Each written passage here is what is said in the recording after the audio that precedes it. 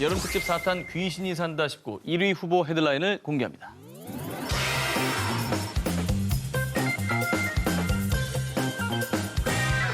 여름 특집 4탄 귀신이 산다 19, 저 오 기자의 첫 번째 1위 후보를 공개합니다. 어느 날 한 철도회사의 광고가 방영되자 당장 광고를 중단하라! 저주받은 광고다! 무슨 광고인데? 깨름직한 광고인가 보다. 지금부터 두 눈 뜨고 그 광고를 잘 보시기 바랍니다. 기차 놀이 하는 아이들이잖아요, 그죠? 뭐 좋구만, 왜? 이게 뭐가 문제야? 자, 그러면 질문 드립니다. 지금 본 광고에 아이들이 총 몇 명이 등장했나요? 다시 볼게요. 하나, 둘, 네, 넷, 네. 다섯, 여섯, 뭐야? 총 7명의 아이들이 광고에 참여를 했는데 그런데 말입니다. 이 광고엔 그 누구도 존재를 알 수 없고 아무도 초청하지 않은 불청객이 있었습니다. 사실 이제 중간이 아니라 마지막에 그게 제가 없던 애잖아. 제가 없던 애라고 아까 처음에 저 뒤에 만약 흰 뒤에 옷인데? 이거 머리 포니테일 없잖아. 맨 뒤에 남자애잖아. 즉 맨 뒤 남자아이의 어깨에 손을 얹은 것은 여자아이입니다. 그렇죠. 근데 이 여자아이는 초대받지 않은 출연자였다는 겁니다. 그러니까 제작진도 몰랐던 애구나. 그렇습니다. 아, 뭐냐. 당시에 현장에 있었던 스태프들 말에 따르면 광고 촬영장에서 이 여자애를 봤던 사람도 캐스팅됐던 기록도 없다라는 건데요. 이러고 있는 애가 어딨어 세상에 광고에서. 그치. 없지. 자, 그래서 당시 홍콩 내에서 광고에 아기 귀신이 등장한다라며 크게 논란이 됐고요. 결국 광고 중단. 그리고 소문에 의하면 광고 관계자들이 원본 필름까지 불태웠다고 하는데 어머머머. 뿐만 아니라 사람들 사이에서 이 귀신 때문에 광고에 나온 아이들이 죽었다라는 괴담까지 돌자 광고주인 철도회사에선 광고에 나온 아이들을 초청. 죽은 아이들도 없고 귀신은 없습니다 라고 해명까지 해야 했다고 합니다. 자, 그리고 오랜 시간이 흐른 현재는 홍콩 사람들 사이에선 편집 과정이 실수였을 뿐이다 라며 해프닝이었다고 생각한다고 하는데요. 자, 여름 특집 4탄 귀신이 산다 19, 저 오 기자의 두 번째 1위 후보를 공개합니다. 미국 아이오와주 빌리스카에 위치한 한 저택. 2014년 11월 7일 30대 남성 로버트는 사람들과 함께 이 집에 방문하게 됐습니다. 그런데 로버트가 그만 흉기에 가슴을 찔려 중태에 빠지게 됐는데요. 아 왜 또 강도예요? 무슨 일이야, 이게? 누가 찌른 거예요? 경찰 조사 결과 당시 로버트는 방에 혼자 있었고요. 혼자 있었으면 뭐 자해한 겁니까 뭡니까? 자, 정황상 그렇게밖에 이해가 될 수 없는데요. 아무튼 불행 중 다행히도 로버트는 다행히 목숨에는 지장이 없었습니다. 아 다행이다. 그런데 어떤 이유에서인지 이 사건에 대해 집주인 또 로버트와 동행했던 사람들은 말을 아꼈습니다. 그런데 말입니다. 얼마 뒤 그가 자해한 건 빌리스카 저택 유령들의 소행입니다. 그 집은 저주받았다고요. 놀랍게도 쉬쉬하던 주변 사람들이 빌리스카 저택에 사는 유령들의 짓이라고 주장하며 두려움에 떨었습니다. 뭔 일이야? 무슨 이 집이 그럼 뭐가 있긴 있는 거군요, 이게. 그렇습니다. 이 집에는 정말 끔찍한 사연이 있었는데요. 1912년 6월 이 집에서 일가족 포함 8명이 처참히 살해당한 사건이 일어났는데요. 지켜. 그런데 대체 누가 왜 이런 일을 벌였는지 밝혀지지 않은 채 사건은 종결됐고요. 그 뒤로 피가 서린 빌리스카 저택이라는 오명과 함께 흉가로 전락한 겁니다. 그 이후 이곳에서 귀신을 목격했다는 흉흉한 소문이 돌기 시작했는데요. 그래서 1994년경 새 집주인이 집을 보수해 아예 고스트 투어지로 사람들에게 공개했습니다. 자, 실제로 로버트뿐만 아니라 이 집을 찾은 사람들은 온갖 기묘한 일들을 겪었다는데요. 그리고 가장 공통적으로 경험하는 것이 아이들의 웃음소리가 계속 들려요. 아이 귀신을 봤어요.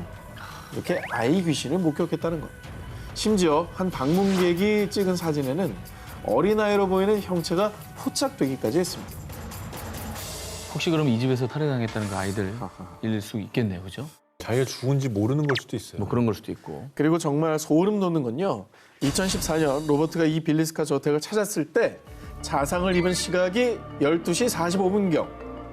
그런데 과거 이 집에서 도끼 살인 사건이 일어난 시각과 거의 일치한다고 합니다. 아, 오래전부터 이 빌리스카 저택에서 흉흉한 일이 자주 일어나자 초자연 현상을 조사하는 한 고스트 헌터 팀에서 심령 측정 장비로 집을 조사해봤는데요.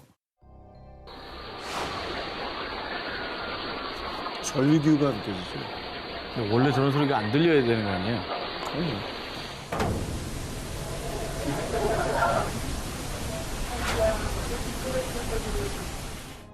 정말로 사람들이 들었다는 이 비명 소리, 또 아이의 목소리 등 빌리스카 유령들의 흔적이 포착된 겁니다.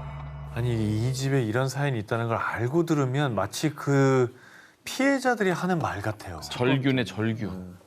절규. 그래서 당시 이 저택을 조사한 고스트 헌터 팀은 우리가 조사한 곳 중 가장 무서운 곳이라는 말을 남겼다고 합니다. 아일랜드 웩스포드의 후크반도, 이곳의 해안가에는요, 무려 약 670년 전 14세기에 지어진 고풍스러운 저택 로스터스 홀이 있습니다. 그런데 2014년 8월, 이게 뭐야? 이 여자 누구야?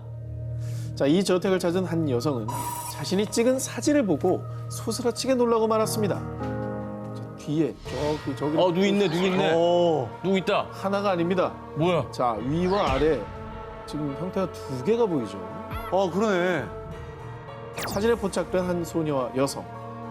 그런데 이 사진을 보는 사람들은 하나같이 저건 분명 앤이야. 300년 전에 죽은 앤이 계속 살고 있는 거라고. 이 저택은 1650년경부터 로프터스 가문의 소유였는데요.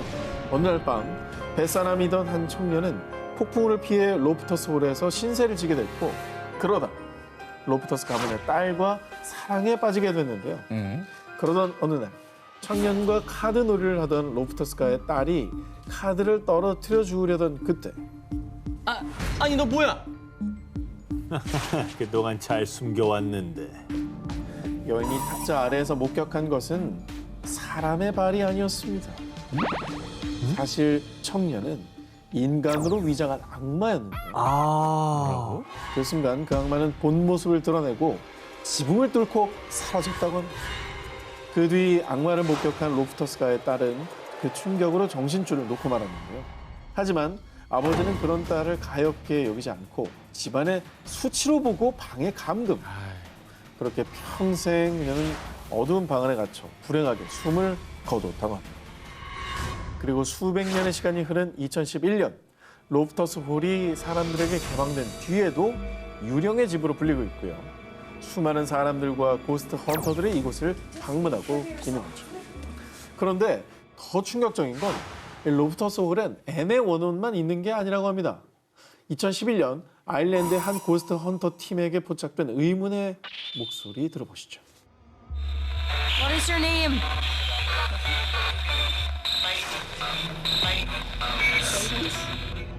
사탄이 아직도 있다는 거예요, 그럼? 사람들도 그 정체를 매우 궁금해한다고 합니다.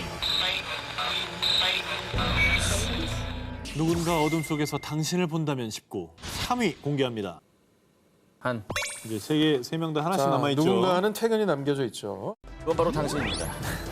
축하합니다. 크로노스. 잘 가오. 2012년 11월 일본의 남서부 지역에 위치한 즈시에서 정말 끔찍한 살인 사건이 발생했습니다. 한 가정집에서 30대 여성 미요시 리에가 싸늘한 주검으로 발견이 된 건데요. 자, 무슨 일이 있었던 건가요? 집에 누가 침입했나? 자, 이 끔찍한 사건의 시작은 8년 전으로 거슬러 올라갑니다. 2004년 리에는 한 배드민턴 교실에서 만난 코즈츠미 히데토와 교제를 하였는데요. 그런데 2년간 연애를 하다 리에가 이별을 고하자 히데토는 누구 마음대로? 난 이렇게 힘든데 너만 행복해지는 건 절대 용서 못해. 자, 그러더니 시도 때도 없이 전 여자친구인 리에에게 끈질기게 연락을 하며 괴롭혔습니다. 이에 참다 못한 리에가 경찰에 신고하자 다행히도 그는 더 이상 리에에게 연락하지 않았는데요. 멈춰야죠. 예. 그만해야지. 그럼요. 자, 그런데 말입니다. 시간이 흘러 2011년 무렵 섬뜩한 문자 메시지를 받은 리에. 날 두고 결혼해? 이 배신자, 널 죽여버리겠어. 그동안 잠잠했던 전 남친 히데토의 협박 문자가 온 거였습니다. 리에가 3년 전 2008년도에 결혼을 했는데 전 남친, 아니 스토커 히데토가 뒤늦게 결혼 사실을 알고 격분을 했던 겁니다. 그때부터 하루에 100건이 넘는 문자 메시지를 보내며 집요하게 리에를 스토킹한 그. 그렇게 히데토의 스토킹에 시달리던 리에는 또다시 경찰에 신고했는데요. 이때 리에가 경찰에게 신신당부를 했던 한 가지. 히데토에게 제가 어디 사는지는 절대로 밝히지 말아주세요. 자, 결혼 사실은 알게 됐지만 사는 곳까지 알게 되면 어떤 해코지를 할지 몰라서 신신당부를 했었던 거죠. 그런데 당신을 지시에 거주하는 미요시 레이를 협박한 혐의로 체포하겠습니다. 야, 미치겠다. 아, 미치겠다.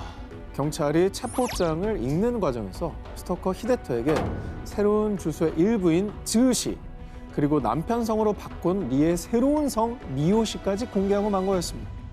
결국 경찰의 이 어이없고도 치명적인 실수는 히데토의 스토킹에 불을 붙여버리고 말았는데요. 그는 인터넷을 통해 수소문했고요.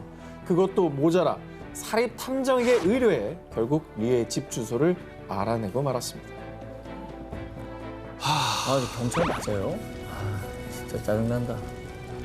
결국 리의 집 주소를 알아내고 찾아간 스토커 히데토. 와, 그 문을 딱 열었을 때 얼마나 놀랐을까? 그럼 스토커 히데토는 그녀를 만나자마자 광기가 폭발, 그리고 리에를 흉기로 수차례 찔러 살해했고요. 그 역시 리에의 집에서 스스로 극단적인 선택을 했다고 합니다. 모두를 파국으로 몰아넣은 광기 어린 집착. 이 끔찍한 비극이 또다시 일어나선 절대로 안 될 겁니다.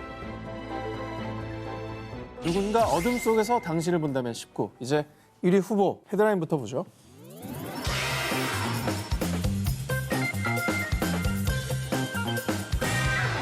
(2016년) 독일 북부 하노버의 한 거리를 지나던 20대 여성 미용사 바네사 윈스터만.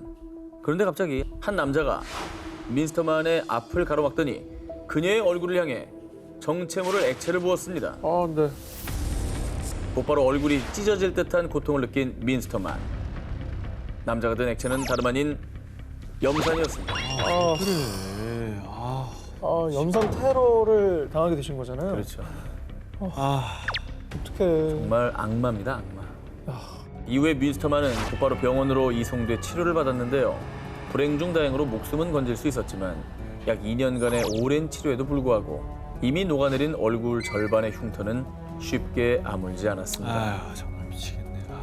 한쪽 시력과 한쪽 청력까지 잃어 더 이상 미용사로 일할 수도, 아니 예전처럼 정상적인 생활을 이어갈 수도 없었습니다.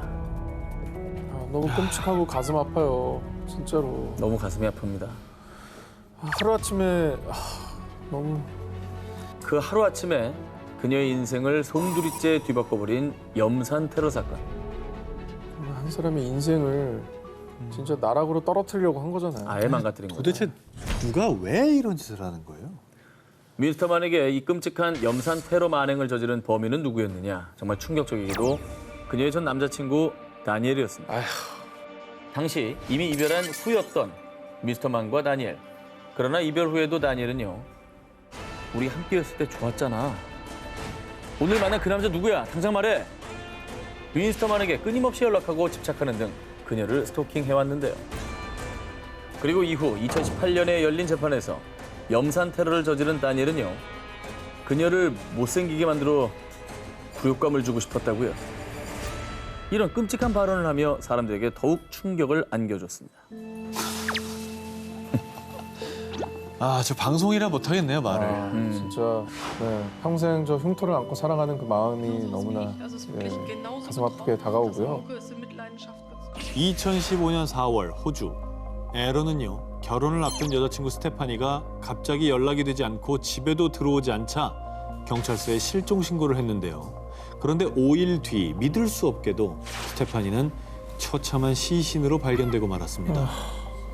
행복한 미래를 그리던 예비 부부에게 닥친 불행. 호주 뉴 사우스 웨일스주의 한 고등학교에서 영어 교사로 근무하던 스테파니. 그녀는 곧 있을 결혼식으로 며칠간 수업을 할 수 없게 되자 부활절 연휴에 학교에 출근해 미리 대체 수업 준비를 했는데요. 그런데 갑자기 불쑥 스테파니 앞에 나타난 한 남자. 그는 학교 청소부 빈센트였습니다. 빈센트, 휴일에도 고생이 많으시네요. 행복한 부활절 보내세요. 결혼한다더니 그렇게 좋습니까? 그리고 그의 표정이 급격히 일그러지기 시작했는데요. 안 돼. 미치겠다. 사실 빈센트는 스테파니를 짝사랑해 몰래 그녀를 훔쳐보던 스토커였는데요. 그런데 결혼을 앞두고 행복해하는 스테파니의 모습을 보자 순간 화가 치밀어 올랐고요. 그 길로 스테파니를 창고로 끌고 가 의식을 잃을 때까지 구타. 미쳤나 봐. 그리고 그녀를 성폭행하기까지. 그리고 깨어난 스테파니가 저항하자 분노에 차오른 빈센트는 그만 날카로운 흉기로 잔인하게 그녀를 살해하고 말았습니다. 그 뒤에는 스테파니의 시신을 차에 싣고 인적 없는 공원으로 가 불에 태우는 정말 악마 같은 짓을 저질렀는데요. 악마 같은 게 아니라 악마예요, 그냥. 저건 뭐 인간이라면 저럴 수가 없는데. 악마가 자기는 이렇게까지 못하겠다고 할 판인데요. 하지만 이렇게 끔찍한 악마 같은 짓을 저지르고도 스테파니는 죽어 마땅했어요. 내가 가질 수 없다면 그 누구도 스테파니를 가질 수 없다고요. 진짜 이게 말이 됩니까 이게? 이게 사실 말이 좀 안 나오네요. 아니 뭐 기가 막히니까 뭐 이해가는 부분도 전혀 없고 지금이 딱 욕도 아깝고 그냥 한편 스테파니와의 행복한 결혼식을 꿈꾸던 남자친구 에런 그리고 가족들은 결혼식이 예정돼 있던 날 장례식을 치르는 비극을 맞았다고 합니다. 남은 분들은 얼마나 황망하고 그 부활절에 나가지 말았으면 어땠을까라는 생각뿐이겠어요. 계속 그날이 계속 되뇌어질 것 같아요. 자, 이제 세계 특종만을 남겨두고 있는데요. 전 기자 대 한 기자, 남약 특집 2탄. 자, 절대 뒤를 돌아보지 마, 도시계담 19. 자, 헤드라인부터 한번 만나보도록 하죠.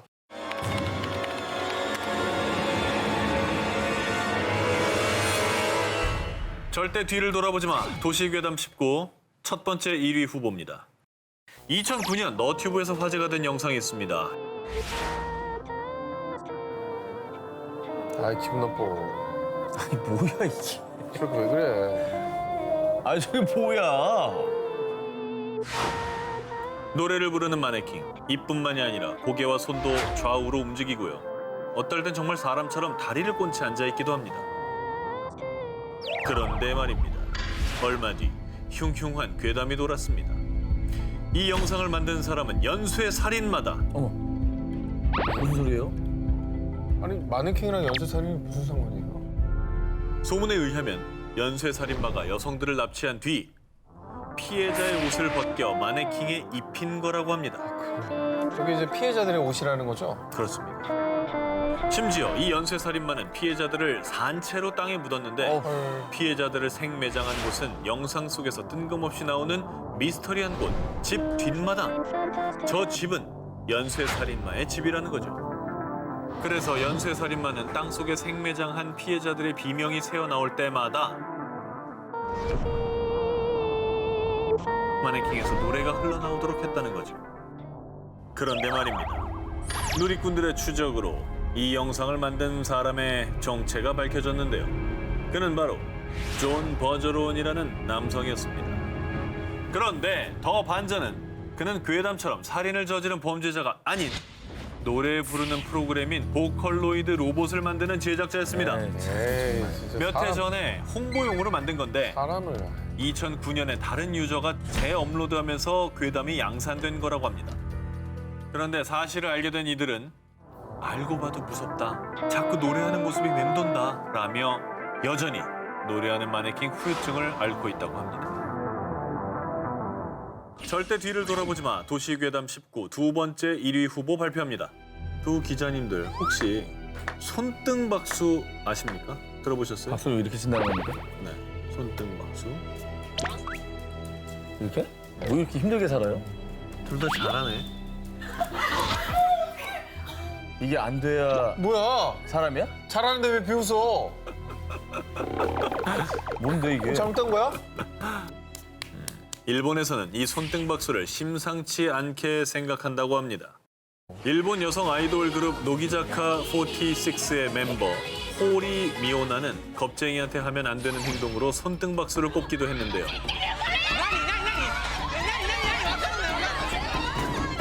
무섭대. 뭔가 무서워라고. 뭐가 무서워 이게? 이 손등박수의 숨은 의미, 바로 죽은 자의 박수라는 겁니다. 망자? 나 안 됐어 아까 사실은. 아니 여기가 여기 안 뭔 소리야. 닿더라고. 아니 안 닿았어. 뭔 소리야? 쩍쩍 많이 나왔구만. 닿지가 않더라고. 이게 되지가 않아요. 이 손등박수가 일본에서 죽은 자의 박수로 불리는 이유, 죽은 사람은 산 사람과 반대로 행동하기 때문입니다. 그래서 이 박수를 죽은 자만이 알아본다는 거죠. 그리고 만약 누군가를 보고 이 손등박수를 치는 것은 빨리 저승으로 넘어가라 이런 뜻으로 상대를 저주하는 행위라고 합니다. 왜 쳤어? 나 되지가 않더라니까 이게. 참 신기하네.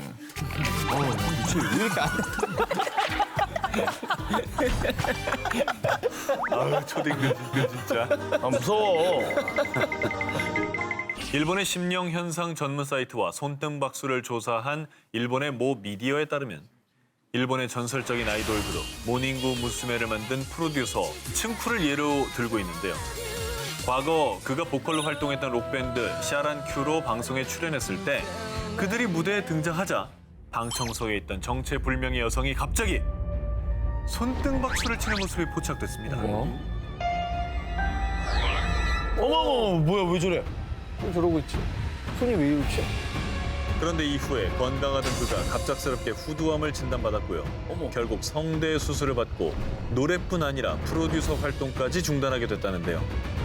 일본 심령 관련 매체나 손등박수를 믿는 사람들은 이게 다 손등박수 때문이라고 얘기한다고 합니다.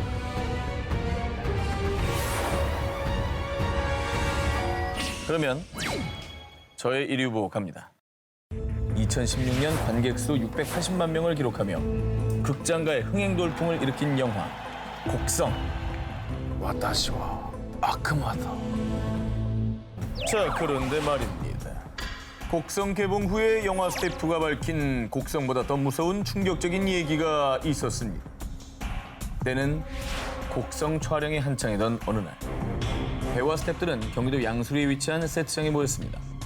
평소와 다름없이 순조롭게 촬영을 하던 중 모니터를 하던 의상 팀장이 이상하게도 계속 천장이 신경 쓰였다고 합니다. 천장? 어라? 왜 저기만 저렇게 자꾸 흔들거리지? 천장에 달아놓은 수십 개의 조명들 중 다른 조명은 멀쩡한데 유독 하나만 자꾸 흔들린 겁니다. 신경은 쓰였지만 그냥 무시하고 촬영을 다시 이어갔는데요. 요거 뭔가 대단한 징조예요. 그러게. 거기 뭐 있나? 이번엔 극중에 효진 역의 아역 배우 김환희 양이 한밤중에 경기를 일으키는 장면을 찍고 있던 바로 그때 뭐야? 저거 왜 또 흔들려? 뭐야 저거? 문제 그 조명이 또다시 흔들리기 시작한 겁니다. 어라? 배우와 스태프들은 알 수 없는 공포감에 휩싸였습니다. 계속되는 기이한 현상에 촬영 현장 사진을 찍던 기사님이 조심스럽게 조명 타워로 올라가 이 카메라잖아. 계속 찍는 거야. 근데 거기에 사람 형체가 나와. 의문의 남성이 찍혀있죠. 헐. 전선이 엉켜있는 조명 타워 한쪽 구석에 서서 카메라를 노려보는 듯하죠. 와 저거 완전 심령사진. 진짜 무서운데 이거? 그냥 도망가고 싶었을 것 같아. 자, 다들 아시겠지만 촬영을 하던 경기도 양수리 세트장은 영화 관계자들 사이에서 귀신이 출몰하기로 유명한 곳입니다. 그럼. 배우 김남길 씨도 영화 모던보이 촬영 당시 뭔가 이상한 형체를 본 뒤 온몸에 닭살이 확 돋았다는 경험담을 얘기한 바 있습니다. 배우 송지효 씨 역시 여고괴담 촬영차 양수리 세트장 인근 숙소에서 머물던 중 밤새 벽 두드리는 의문의 소리 때문에 공포에 떨었다고 합니다. 그리고 배우 최지우 씨, 도깨비 공유 씨마저 양수리 세트장 괴담 때문에 세트장 근처 숙소에는 머물지 않았다고 합니다. 네, 연예인들 사이에서 워낙 유명한 얘기고 네. 거기서 이제 목숨을 끊은 이들이 많다는 등의 괴담이 많이들 들려요. 소문이 많은 곳이죠. 네. 흔들리던 조명, 천장에서 찍힌 의문의 남자. 이 모든 건 정말 양수리 세트장을 떠도는 귀신의 장난이었던 걸까요? 용자여 도전하라 극강 스릴 투어 19 3입니다. 한! 1대1로 가야 돼요. 전! 1대1. 와, 좋아! 캐모! 자, 이곳은요. 방금 보신 호주 마랄링가보다 더 호기심 많은 진짜 호기심 사냥꾼들이 찾는 곳입니다. 일명 방사능 투어로도 불리는 후쿠시마 재해 지역 투어입니다. 이거는 제가 한 거랑 차원이 좀 달라요. 그래요? 왜요? 네. 아니 콘크리트로 안전장 다 하고 다 묻어놓고 이게 한 거랑 지금 아직도 좀 뿜어져 나오는 데 아닙니까? 근데 굉장히 어쨌든 이렇게까지 소개할 정도면 찾는 분들이 많다는 얘기고. 성업 중이죠. 우리가 당장은 이해하기 힘들지만 한번 드러나 봅시다. 진짜 좋아요. 위험해요. 한번 들어보십시오. 네. 2011년 3월 11일 진도 9.0의 강력한 지진이 일본 동북부 지방을 강타. 이후 최대 약 17m의 쓰나미까지 덮쳐 수많은 인명피해를 낳았던 그 가슴 아픈 재난 다들 기억하실 겁니다. 뉴스 화면에는 믿을 수가 없었어요. 이게 일본만의 사고가 아니잖아요. 그렇죠. 전 아시아에 영향을 미치는 이거 전 세계적으로 이제 재앙이죠. 재앙이죠.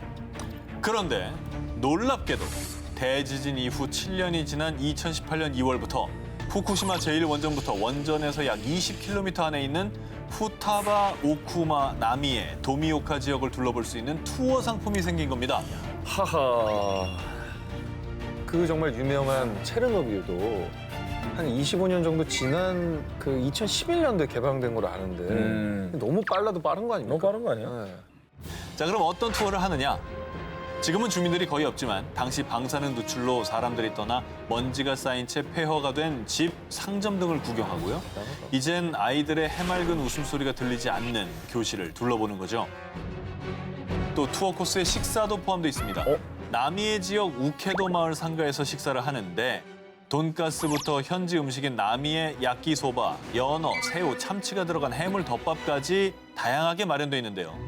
다만 이거 원산지가 어디예요? 라고 묻는다면 그것은 알 수 없다. 그것은 알 수 없다. 라고 뭐라고? 한다고 합니다. 그렇다고 농담이야, 한다고 뭐야. 합니다. 아 근데 지금 우리도 이렇게 걱정하잖아요. 이 투어를 들으면서. 작년 2월에 투어가 시작됐는데 무려 23개 나라에서 약 200명가량이 투어에 이미 참가를 했습니다. 정말 호기심 천국이네. 그리고 지금 상태는 어떤지도 궁금하시죠? 투어 소개 홈페이지를 보면요.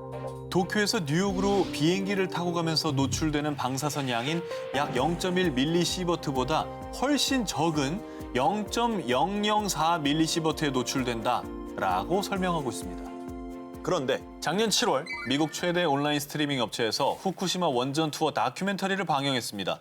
투어 중에 버스가 한 지역에 들어서자 방사능 수치가 마구 치솟는 현상을 보여줘서 관광객들이 두려움에 떨며 투어를 포기하는 일도 있었습니다. 와. 아 어쨌든 간에 뭐 이런 투어 프로그램을 만드느니 객관적인 지표, 개선됐다는 지표를 자꾸 좀 보여주는 게 우선이 돼야 되지 않을까.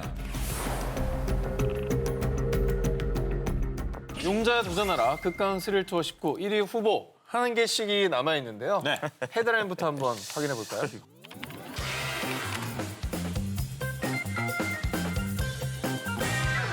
용자여 도전하라! 극강 스릴 투어 19. 저 한 기자의 1위 후보를 공개합니다. 아프리카 대륙에서도 가장 더운, 그야말로 지구상에서 가장 뜨거운 땅! 에티오피아의 다나킬 사막으로 말입니다.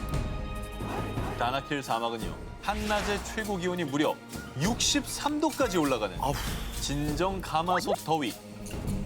그런데 이 지옥의 땅, 다나킬 사막을 더 뜨겁게 하는 것이 있었으니 바로 화산! 가뜩이나 더운데 화산까지 터져요? 그렇습니다. 에티오피아 여행사에서는 특별한 모험을 즐기고 싶은 자 다나킬 사막으로 오라! 라고 소개할 정도인데요. 에티오피아의 북부 도시 메켈레에서 가이드와 함께 다나킬 사막 투어를 시작하는데요. 다나킬 사막 투어의 첫 번째 목적지는 소금 사막입니다. 이곳에선 소금 사막이 삶의 터전인 소금 캐는 광부들과 낙타들의 모습, 정말 삶의 현장을 볼 수 있고요. 이어서 다음 코스는 유황천. 화산 활동으로 인해 지표면 위로 유황 성분이 뿌려지면서 형형색색 시선을 사로잡는 신비로운 색을 띠는 것이 포인트. 근데 이제 색감이 이쁘긴 하다. 정말 인공적으로 만들어낸 색깔 같잖아. 드디어 대망의 하이라이트 다나킬 사막 투어의 핵심은 바로 활화산입니다. 오! 제철소 아니에요. 장관은 장관이다. 제철소 아닙니다. 절대 반지 던져놓게 생겼어. 연기를 뿜는 산을 의미하는 다나킬 사막의 활화산 에르타 알레는요. 무려 섭씨 1000도가 넘는 언제 터질지 모르는 뜨거운 용암이 펄펄 들끓고 있습니다. 야, 저걸 종합 선물 세트로 말이죠. 그렇죠. 네, 한꺼번에 다 보는 거잖아요. 그런데요. 이 다나킬 사막 투어의 킬링 포인트답게 화산 보는 일은 만만치 않습니다. 세상에 공짜는 없지요. 왜냐? 차가 진입할 수 없는 3시간의 야간 산행을 해야만 볼 수 있기 때문인데요. 걸어가야 되네요. 그렇습니다. 또 힘든 산행 끝에 화산이 불타오르는 피크 타임 약 새벽 4시까지 산에서 노숙을 하는 인고의 시간이 지나야만 드디어 펄펄 타오르는 살아있는 마그마가 눈앞에 딱! 아니 근데 진짜로 대단한 비주얼인 건 정말 인정이에요. 인정. 못 본다니까, 딴 데가. 너무 극한 체험이잖아요. 네. 그러니까 영화 신과 함께를 내 몸으로 체험한다라고 생각하고 하면 또 의미가 있을 것 같긴 해요. 그럼 전 기자 하나 골라주세요. 다나킬 가실래요? 후쿠시마 가실래요? 다나킬 가실래요? 후쿠시마 가실래요? 전 다나킬이죠. 전 다나킬이죠. 봐요. 후쿠시마보단 낫다니까. 후쿠시마는 최악인 거예요. 자, 용자여 도전하라. 극강 스릴 투어 19. 저 정기자의 1위 후보를 공개합니다. 자, 이번에 소개해드릴 스릴 투어는요. 정말 스릴의 끝판왕, 완전체라고 할 수가 있습니다. 산에서 암벽 오르기, 사다리 타기, 외줄 타기까지. 뭐 이걸 다 할 수 있는 그런 게 있어요? 그럼요.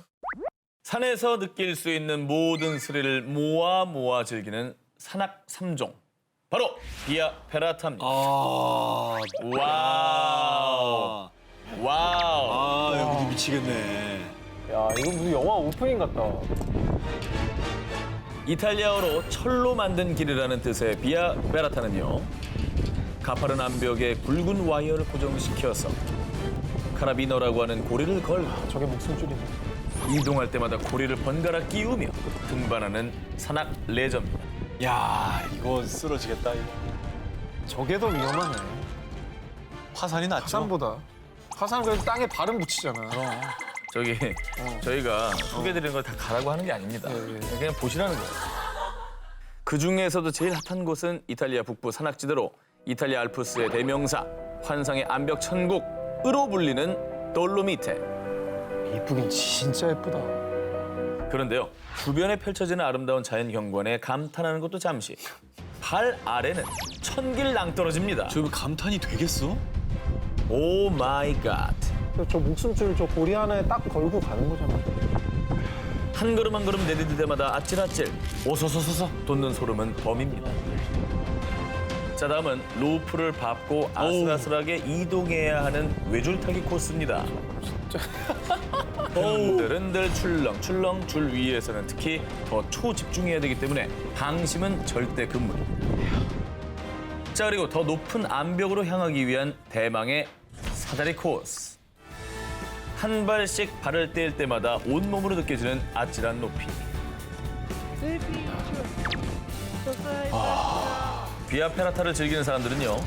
과정은 극한이지만 코스의 정상에 도달했을 때 온몸으로 느껴지는 성취감 때문에 계속 저는 산을 찾게 돼요라며 비아 페라타의 매력에 흠뻑 빠지게 됐다고 합니다.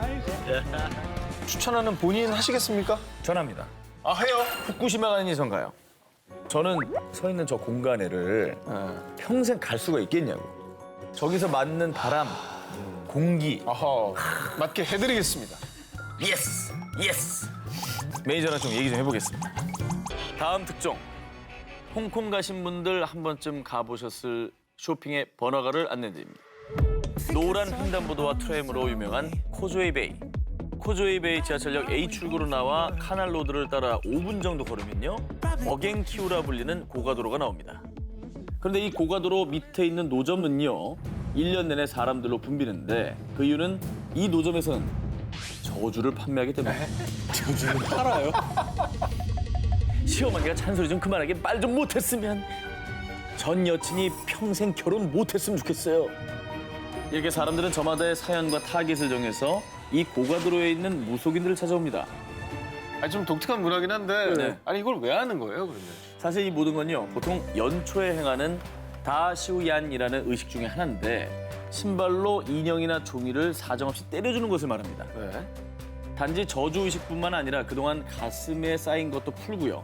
앞으로 다가올 애군도 잘 막아달라는 의미입니다. 의뢰인은 저주하는 타깃을 종이 인형에 씁니다. 그 무속인이 오상제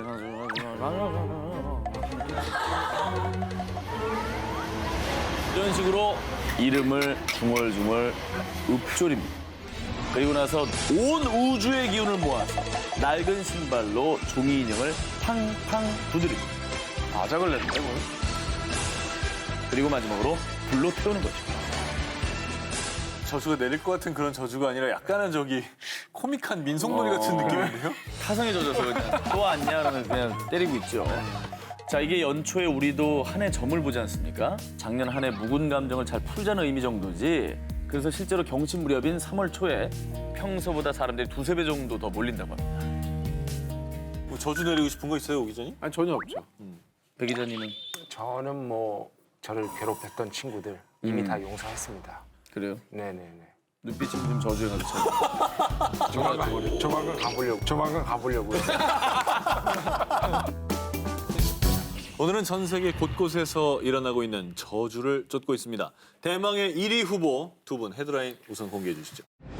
싱가포르판 에나벨 인형, 응암동 어느 주택가 지하실에서 생긴 일. 남양 특집 2탄 2018 여전히 풀리지 않은 저주 19 1위 후보 발표하겠습니다. 지난 2014년 6월 싱가포르 북동부에 위치한 고우강. 이곳의 한 나무 밑에 낡은 인형이 버려져 있었습니다. 무섭게 생겼다. 아무도 섣불리 건들지 않는 이 인형은 일명 후광 인형이라 불리며 SNS에 퍼지기 시작했습니다. 그런데 사람들은 이내 공포와 두려움에 휩싸입니다. 그 이유는 이 인형은 혼령이 깃들어서요. 주인이 없을 때면 혼자 집안 곳곳을 돌아다닌답니다. 진짜? 심지어는 잘 다녀왔어? 이렇게 젊은 여성의 목소리까지 냈다고 합니다. 나 지금 소름 돋았어. 실제 영화 에나벨이랑 비슷한 실사판이네요. 실사죠. 근데 왜 이게 하필이면 저 나무 밑에서 저렇게 딱 발견된 거죠? 이 호우광 인형에 대한 이야기가 전국에 쫙 퍼지자 SNS 짹짹이에서 호우광 인형의 실제 주인이란 사람이 나타났습니다. 정말? 인형 주인은 이 인형을 갖고 있으면 늘 미스테리한 현상이 일어나자 이 인형을 버리려고 했는데요. 하지만 아무리 버리려고 해도 버려지지 않는 이 인형. 그런데 버릴 수 있는 방법을 찾아냅니다. 바로 눈. 이 눈을 가리면 인형이 집을 찾아오지 못한다는 거였죠. 그래서 안대를 씌웠구나. 그리고 안대에 아랍어로 알라의 이름으로 앞이 안 보이게라고 글귀를 쓴 뒤 인형의 저주를 봉쇄한 것입니다. 인형은 SNS에 알려지고 난 뒤 사라졌다고 합니다. 그런데 한 10대 소년이 인형의 안대를 벗기고 사진을 찍어갔다는 목격담이 들리고 있습니다. 혹시 집에 낯선 인형이 있지 않나요? 얼른 안대를 씌우십시오. 저주가 덮치기 전에 말이죠. 2018 여전히 풀리지 않는 저주 19. 저 오 기자의 1위 후보 기사 들어보시죠. 콘크리트 더미에서 여성 변사체 발견. 시체 나온 응암동 건물. 젊은 세입자 잇따라 사망. 2002년 10월 서울 응암동. 보수공사가 한창이던 한 건물. 그런데 시체다! 한 40대로 보이는 여성의 변사체가 미라 상태로 콘크리트 더미에 매장되어 있었습니다. 이것도 뭐예요, 이게? 어떤 사연이 있었을까요? 아유. 자, 그런데요. 이 변사체 발견 사건이 알려진 뒤 몇몇 사람들은 이렇게 말했습니다. 저 집 저럴 줄 알았어. 뭔가 있을 줄 알았다니까. 사건이 일어난 최근까지 이 건물에 살았던 한 세입자의 말에 따르면 자신이 지하 셋방에 들어왔을 당시 잠이 들 때면 어떤 여성이 나타나 이렇게 목을 졸랐고요. 또 방에 있는 거울을 볼 때마다 머리를 풀어친 여성의 모습이 보였다고 합니다. 어머. 그렇게 매일매일 공포에 휩싸여 불면증을 겪던 그는 무려 30여 킬로그램이 빠질 정도로 피폐해져갔고요. 무당을 불러서 굿까지 했다고 합니다. 그런데 정말 억울해. 이 건물에 있는 사람들 다 저주할 거야. 구슬하던 무당은 한 여성의 혼에 쓰인 듯 저주 섞인 말을 마구 쏟아냈다고 합니다. 그런데 정말로요, 이 건물에 있던 사람들이 잇따라 중병에 걸리거나 자살, 또 의문의 죽음 등을 맞았다고 합니다. 범인이 잡혔나요? 자, 무엇보다 중요한 게 바로 그 대목이죠. 2002년 40대 여자 시체가 발견된 직후 경찰은 곧바로 수사에 들어갔고요. 다행히 범인인 지 씨를 체포했습니다. 숨진 여성은 그의 지인인 이모 씨로 밝혀졌는데요. 이 씨에게 1,200만 원을 빌렸는데 이 돈을 제때 갚지 못한 지 씨는 이 씨와 격한 말다툼을 벌였고요. 그러다가 우발적으로 순간 쇠파이프로 이 씨를 가격했습니다. 이 씨는 결국 그 자리에서 즉사하고 말았고요. 범행을 은폐하기 위해서 콘크리트를 부어서 이 씨의 시체를 지하실 계단에 매장을 했던 거죠. 물 보면 안 되죠. 건물에 나타났던 여인의 훈련, 그리고 사람들을 덮친 저주. 정말 차가운 지하실에 갇힌 오늘의 처절한 복수였을까요? 그냥 특집 1탄 혼자 봐도 혼자 같지 않은 공포영화 19. 이번에 3입니다. 한전. 오! 까불더니만.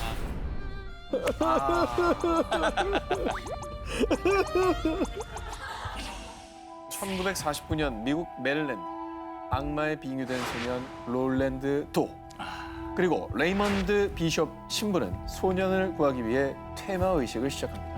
자, 이 일은요, 영화 엑소시스트의 바탕이 된 실화, 실제 사건인 겁니다.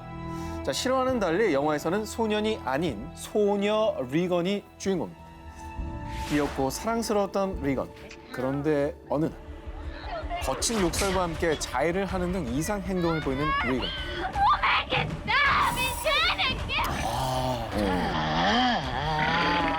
카리스 신부는 리건이 악마 파주주의 빙이 되었다는 사실을 알게 됩니다. 그리고 메린 신부와 함께 퇴마 의식을 시도하는 카리스 신부. The power of Christ compels you. Power of Christ compels you. 주님의 힘으로 널 물리친다. 뭐 이런 의미의 주문을 거는 건데요. 자, 뭐 공포 영화의 뭐 클래식이든 명장면들이 클래식. 많이 등장을 합니다. 인정합니다. 자, 그런데 이게 정말 영화이기만 한 걸까요? 엑소시즘, 즉 퇴마 의식은요, 천주교에선 마귀를 내쫓는다는 뜻의 구마 의식으로 불리며 중세 시대부터 암암리에 이루어져 왔는데요. 그 뒤 1991년 국제 퇴마 협회가 설립됩니다. 자, 그리고 2014년 6월 교황청에서 이 국제 퇴마 협회를 공식 인정했다고 합니다.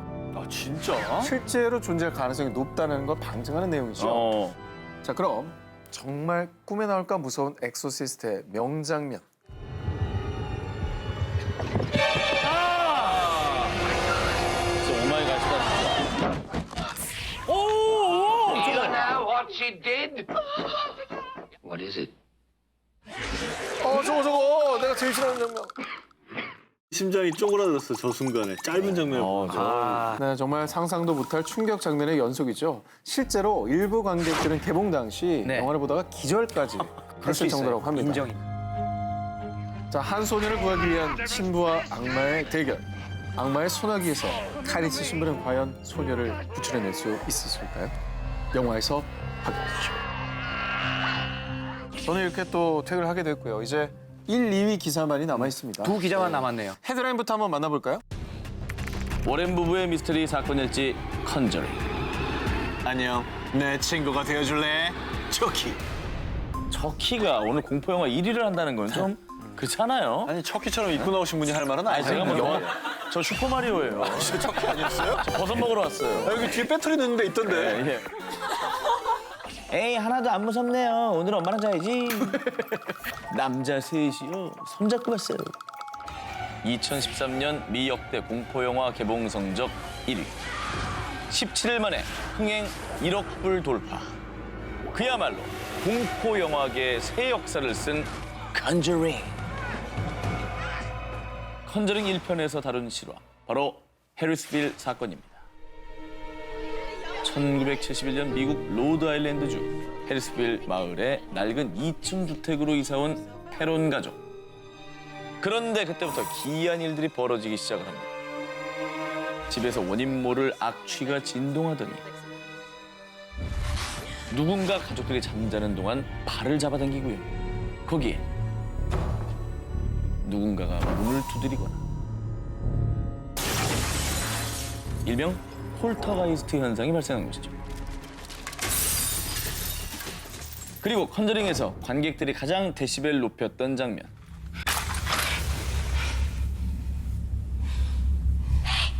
Wanna play hide and clap?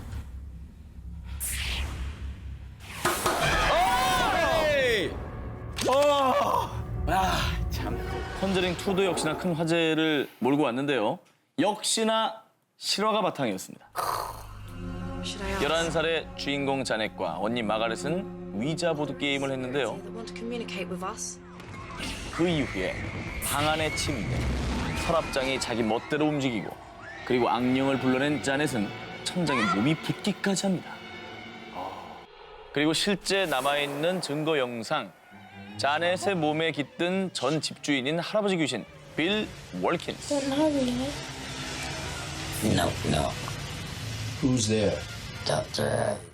목소리가 막 이랬다 저랬다 하네요. 자, 이 모든 사건의 중심, 악령 퇴치자들, 바로 초자연 현상 연구가 워렌 부부죠. 워렌 부부는 사람과 사물에 깃든 악령을 퇴치하는 일을 하며 초자연 현상 연구가로 인정을 받았는데요. 워렌 부부가 조사한 케이스만 무려 만여 건. 그리고 만여 건의 사건 중에서 가장 강력하고 미스터리한 사건만 골라 만든 게 컨저링입니다. 실화라 더 무서운 극강의 공포, 혹시 아직도 못 보셨습니까? 이 경고만 드리겠습니다. 절대 혼자 보지 마십시오. 남양 특집 1탄 혼자 봐도 혼자 같지 않은 공포영화 19 1위 후보 공개합니다. 90년대 전 세계 어린이들에게 인형에 대한 충격과 공포를 안겨주며 아마 엄마가 이불 깨나 빨게 한 영화일 겁니다. 아우. 바로 사탄의 인형인데요. 사탄의 인형 셔키는 인형의 몸으로 사람들을 잔인하게 죽이는 무서운 살인 인형인데요. 진짜 정체는 주술을 이용해 자신의 영혼을 인형에 넣은 연쇄 살인마 찰스 리 레이. 실제로 저 영화를 보고 저의 방에 있던 곰돌이 인형을 버렸어요. 진짜 너무 무서워. 그런 사람들 진짜 많죠. 새로운 어떤 형태의 공포였던 것 같아요. 셔키는 인형의 주인인 앤디와 단둘이 있을 때는 거친 욕설도 남발하고요. 어린 앤디를 이용해 자신을 배신한 동료를 찾아가 그를 죽이기까지 합니다. 앤디가 이 사실을 어른들에게 말했지만 6살짜리의 이 허무맹랑한 말을 들어주는 어른은 당연히 없었죠. He's made of plastic and stuffy. Look at him. Look at him. 자, 영화 사탄의 인형에서 정말 머리부터 발끝까지 소름이 쫙 돋게 한 희대의 킬링 파트. 척키가 들어있던 상자에서 그만 건전지를 목격한 앤디의 엄마. 그녀는 곧바로 척키의 몸을 확인해봅니다.